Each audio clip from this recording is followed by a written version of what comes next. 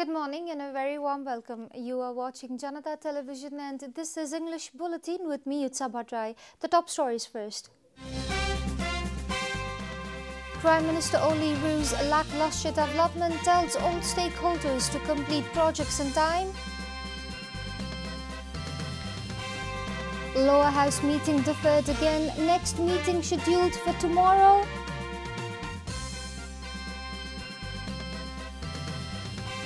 Conflict victims are still seeking elusive justice, accuses the government of ignoring their plight. Russian plane crash lands, airline says no one hurt in the incident.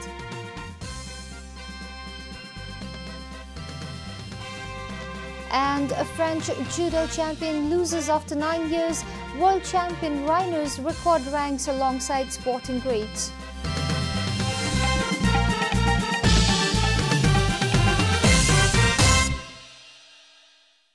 And now the news in detail. Prime Minister Oli has expressed dissatisfaction, stating that developmental activities have not been carried in the pace the government wanted. Addressing the 47th meeting of National Development Problems Management Committee, Prime Minister Oli said he was especially disappointed about the pace of project implementation, low capital expenditure and long delay of projects assisted by foreign donors. Prime Minister Oli also drew the attention of the stakeholders to complete projects that have been running behind time. Prime Minister Oli addressed the meeting in brief, citing health reasons. The main opposition party, Nepali Congress, has obstructed the parliament for the third straight time. Nepali Congress lawmakers stood from their seats during the lower house meeting called for 1 p.m. yesterday, obstructing the parliamentary proceedings. Speaker Agni Sapkota requested the opposition lawmakers to take their seats, who were protesting against biased decision of the Commission for the Investigation of Abuse of Authority regarding Lalita Niwas land scam. The NC lawmakers said that the CIAA had charged its leader while it exonerated leaders of the ruling Nepal Communist Party. Speaker Sapkota sought cooperation from the NC lawmakers, saying that they have already presented their views on the matter twice before. Therefore, he urged them to let the House meeting proceed. Sapkota said the Parliament cannot do anything regarding the decision taken by the constitutional body and added that the matter was subject. As the NC lawmakers did not heed to the repeated request of Speaker, he decided to postpone the meeting until Tuesday. Stating that their leaders were charged for political vengeance, Tarun Dal, a sister organization of Nepali Congress, staged protest in the capital yesterday. Tarun Dal is up in arms against the decision of the Commission for the Investigation of Abuse of Authority to implicate their Vice President Vijay Kumar Gachadhar while exonerating the leaders of Nepal Communist Party. Tarun Dal organized a protest rally from Maitighar Mandala to New Baneshwar yesterday. President of Tarun Dal, Jeet Jung Bosnet, said that the decision to charge Gachadhar, who was a minister when the land scam took place, while sparing the then Prime Minister Madhav Kumar Nepal for taking the controversial decision, is unacceptable to them at any cost. The opposition leaders accused the government of making the anti-graft body its puppet backed by two-thirds majority in the parliament. They said that the Prime Minister is the executive head of the government, so a minister cannot take any decisions without the consent of the Prime Minister. Nepali Congress has been alarmed by the decision of CIAA to charge some leaders while leave out others for taking the same decision. This is Janata Bulletin. We'll be right back after a short break.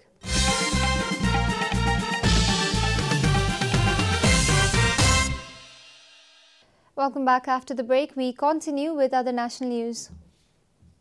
Conflict victims have stated that the commissions formed to address their problems have been unable to deliver justice. Speaking at an interaction in the capital yesterday, Chairman of the Conflict Victims Common Platform, Bhagiram Chowdhury, said that the transitional justice bodies have not been able to take any decision as they were formed without following the due legal procedures. He said that he is perplexed by the government's decision to reappoint commissioners at the bodies that have not been able to deliver justice so far. During the interaction, Professor Kapil Shrestha accused the government of hand-picking the commissioners to make the transitional justice bodies just a mere rubber stamp. Human rights activist Gopal Krishna Shivakoti said that they have to struggle a lot to amend the controversial laws. Meanwhile, other victims complained that their families were facing problems of 2 square a meal, educating their children, health problems among others, but the government has turned a blind eye to their plights. Climate change has had an adverse impact on Nepal's social, cultural, economical and environmental sector, said Deputy Prime Minister and Minister for Defence Ishwar Pokhrel. Addressing Sagarmatha National Dialogue Programme yesterday, Deputy Prime Minister Ishwar Pokhrel stated that the direct impact of climate change can be visible in nation's social, economic and cultural sector. Minister Pokhrel held the developed nations responsible for climate change and emission of greenhouse gases, but affirmed that developing nations like Nepal have been largely affected by climate change. Sagarmatha Dialogue has been initiated to study the impacts of climate change all across the globe and to discover new solutions. Minister for Foreign Affairs Pradeep Sharma Gewali shed light on Sagarmatha Dialogue. When different interlinked organizations come together in a single platform, new ideas and perspectives will surface that will help tackle climate change, Minister Gewali reiterated.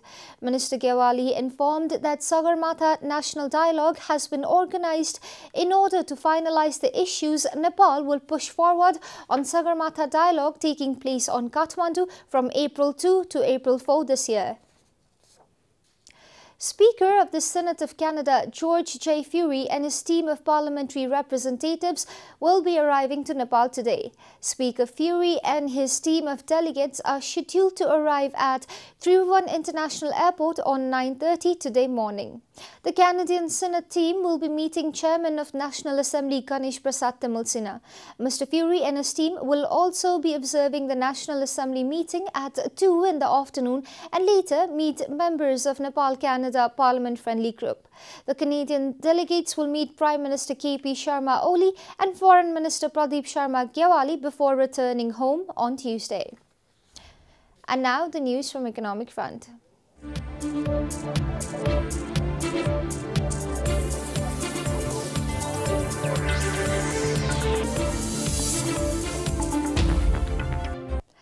The one and only biggest airport of Sudur Paschim Province, Dhangari Airport, will now be upgraded to meet the international standard.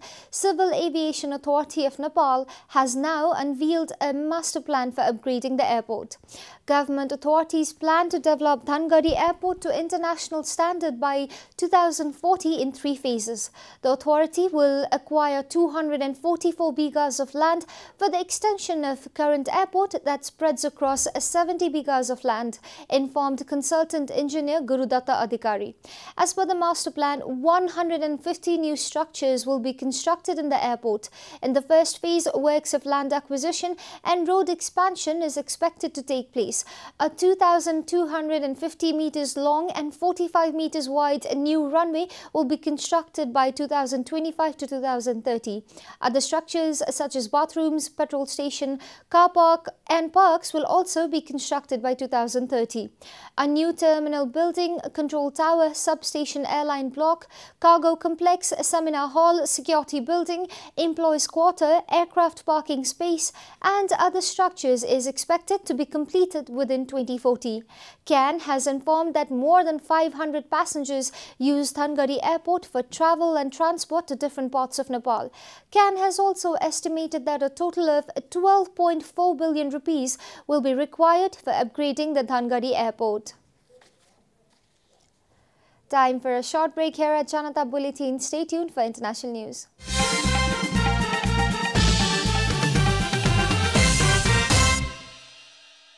Welcome back, and now the international news.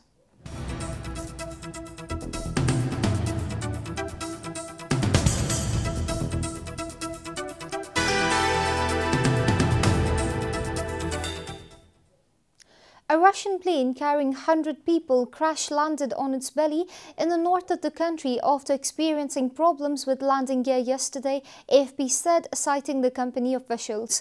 The French news agency reported that no one was seriously hurt. The UT Air Boeing was buffeted by a sudden change in wind direction as it was landing at Oosting's airport in the northern Komi region, the airline said. According to the airline company, it was already on the tarmac when it suffered the malfunction.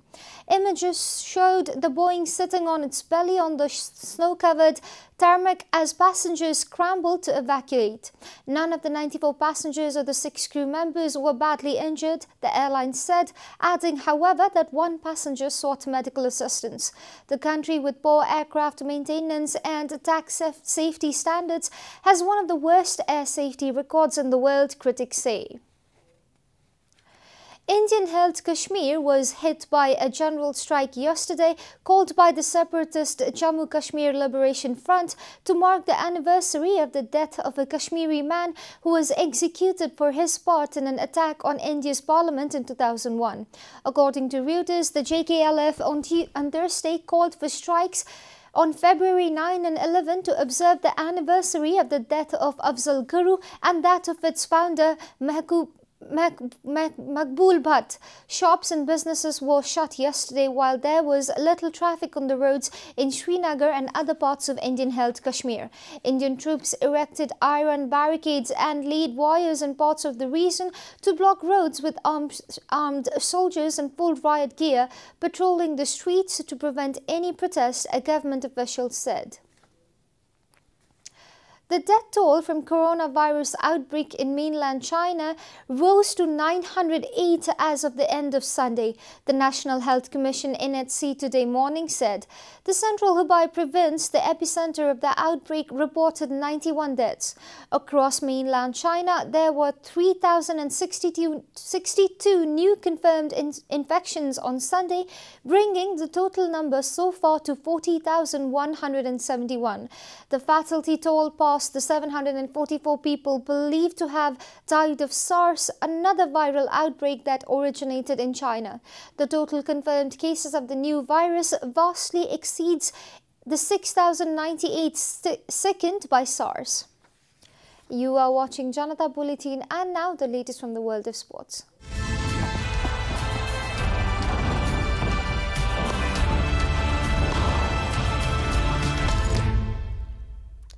One of the sport's longest winning runs came to an end yesterday when two-time Olympic and serial judo world champion Teddy Riner was beaten for the first time in over 9 years, AFP reported.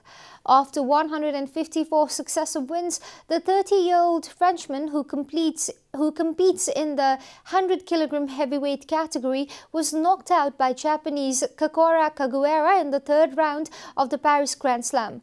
According to the French news agency, Reiner's last defeat was back in September 2010 when he was controversially beaten by another Japanese, Daiki Kamikawa, in the openweight final at the World Championship in Tokyo.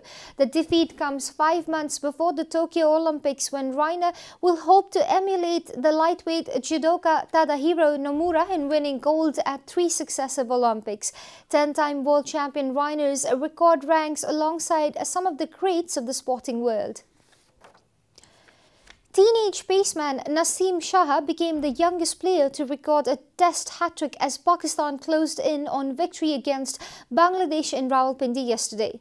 Just when Bangladesh seemed to have fought their way back into the match at 1:24 for 2 minutes before the close on the third day, Naseem destroyed them with 3 wickets of successive deliveries, AFP reported. Aged 16 years and 359 days, he became the youngest player to record a Test hat-trick, besting Bangladeshi Alok Kapali, who achieved the feat aged 19 in 2003. Naseem trapped Najmul Hossain Shanto leg before off the 4th ball of his 7th over for 38, then followed up with dismissals of Taijul Islam and Muhammadullah caught within the next 2 deliveries. Naseem had figures of 40 Naseem had figures of 4 per 26 before they left the field with the shoulder injury. At the close, Bangladesh were 126 for 6 and needing another 86 runs to avoid an innings defeat with 2 days to play. We are at the end of Janata Bulletin and the headlines once again. Prime Minister Oli views lackluster development, tells all stakeholders to complete projects on time. Lower House meeting deferred again, next meeting scheduled for tomorrow.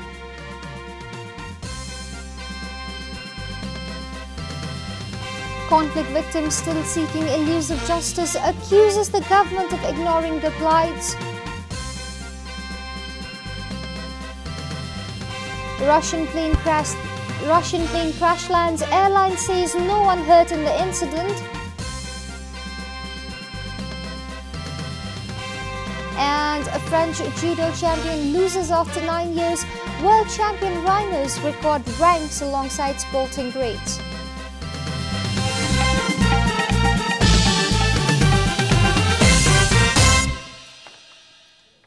And that's all from the English News Desk for today. You can follow Janata Television and our programs on various social media platforms, including on our website janatasamachar.com. Keep watching Janata Television. Namaste.